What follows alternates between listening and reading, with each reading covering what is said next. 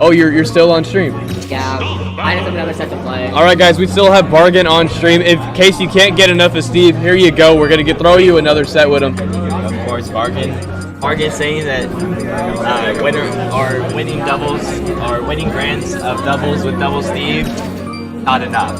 Playing your first round right after winning doubles on stream, not enough. We need a second set. We love Steve. We need to see his losers run as well. Make the exception to just stream losers for Bargain. I mean, this has been an Ego-only stream so far. Actually, if you think about it, there's always been an Ego players on, and now we're seeing two Ego Dittos back-to-back with the Bargain Minute Maid into Bargain versus BigWhelp, both being sponsored by him. And Ego just has so many players, so many strong players. Some of them we unfortunately won't be able to see here today due to various reasons like Skinny and Ray, but even without those two that are like obviously the main two hitters, and Super Person too.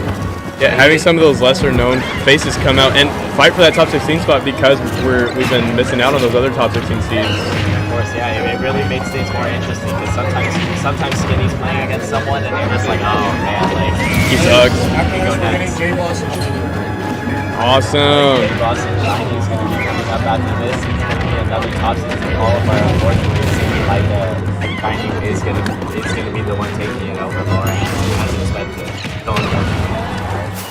Yeah, it's just kind of the way things go before, but like you were saying earlier, those new faces coming out for that top 16 spot, those people get their time under the sun. This is a D-tier regional, and those uncommon faces we don't see too often, especially having to be all the way down in Corpus. Of course, and one of those people that at least I don't see very often is Bargain is competing against right now, BigWhelp, not having a bad showing, but having a little bit of a trouble closing out this stock and really letting this lead escape him. Really letting this lead escape him. Bargain he did not let that winner set get into his head. He's like, I may have lost some it, but I know I can make the loser. If there's anything about Bargain to know, he doesn't take anything seriously, especially if he's playing the block character. I mean, you saw multiple times during Grand Finals on that Game 5, he was teabagging and building interesting structures. Sometimes it can be really helpful, as you're saying. Like, people may think that being young could be a negative, like underdeveloped or whatever.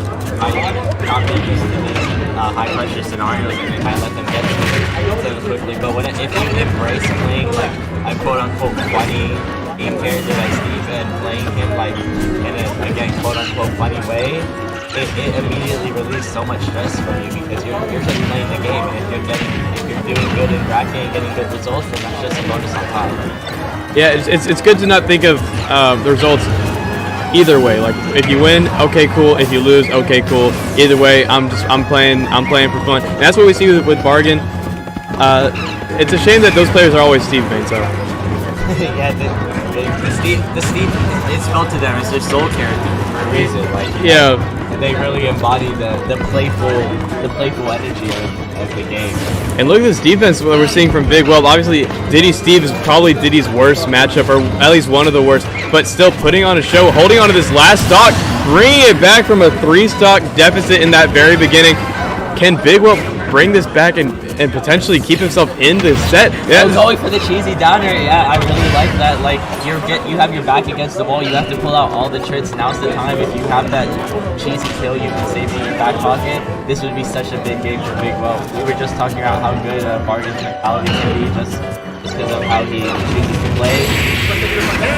But he loves playing that up smash, and he's gonna be eating through BigWhelp's stairs, closing out game 1 from what was looking like. Yeah, that was absolutely insane.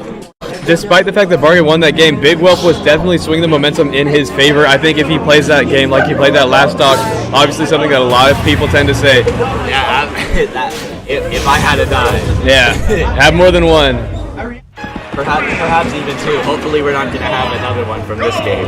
And hopefully BigWhelp's going to be able to start playing the set how he was playing it, like that end of the first game. But he was turning it on at the end there. We saw definitely doing a lot better there and keeping it even now. But it's when it comes to killing that this matchup becomes much harder, and you can definitely see the struggle that Diddy Kong has to go through, having to go through the walls, having to go through Steve minecart just to get that banana kill confirmed, which is the most reliable one that he has. It can be difficult. Steve just has so many things that interrupt like Diddy's game plan and throwing banana. Normally banana is so good at controlling space. Like you never want to be on the ground against banana because at just one mistake, one bad thing against banana, you could die or get a huge percent. But with Steve's blocks, yeah, that back row so strong. Steve's blocks are just so disruptive for that. He has to like sort of jump around it. It really just disrupts the regular Diddy game. And the damage output from BigWhelp isn't bad, but when you're going against Steve in terms of damage output characters, you're going to lose that battle to Steve. So Diddy Kong really doesn't have a niche in this matchup. He kind of has to play around with that movement and just be unhittable if he wants a chance. But while you're doing that, Steve is able to get those resources. So you're fighting an uphill battle the entire time. Yeah, there's very few players like you said that can out damage, or they can match Steve in his damage output, much less out damage. And Diddy is definitely not one of those characters that is even really close. This is giving me some pitch up with Rob. Yeah, it was the same thing we saw last time, but it was still getting hit by that minecart, not one, not two, but 3 times there.